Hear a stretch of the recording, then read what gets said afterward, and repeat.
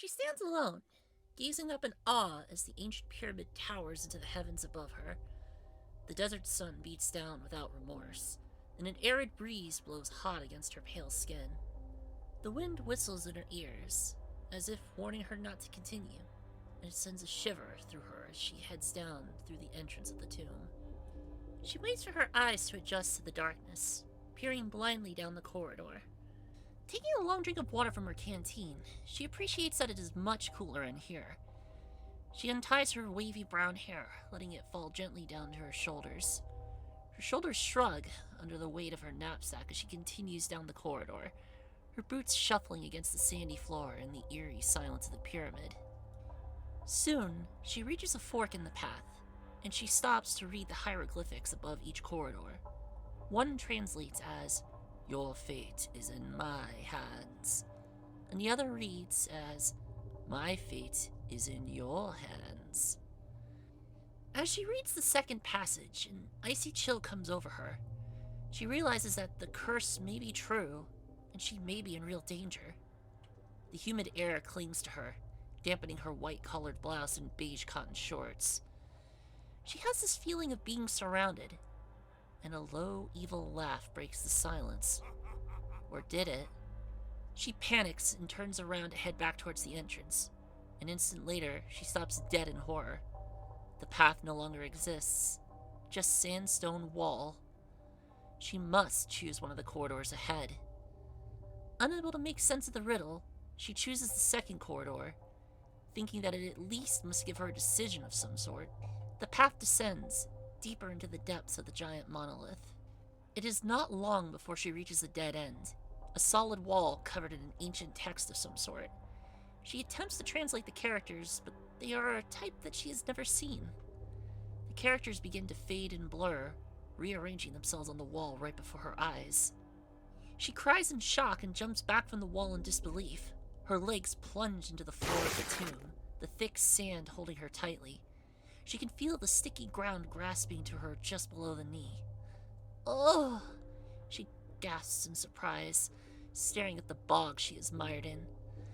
The mire is smooth and sticky, not unlike honey, and very thick. She tries to pull her legs free, but the goo just succumbs to her struggles, sticking horribly to her smooth skin. She removes her knapsack, throwing it clear of the mire, and bites her lower lip as she stands motionless in the sand, too terrified to move. She thinks back to the passages and her choice. "My fate is in your hands." Her thighs plow through the slimy paste, her body squeezing itself deeper into the creamy goo. Whose fate, she wonders, as the sticky bog pulls her slowly into itself. "Ugh!" she moans as she squirms, floundering in the mass of the sandy glue. She trembles in fear as her hips slide smoothly into the quagmire, her shorts engulfed by the pit. Her struggles are now reduced to a rhythmic writhing, as she rocks her torso back and forth.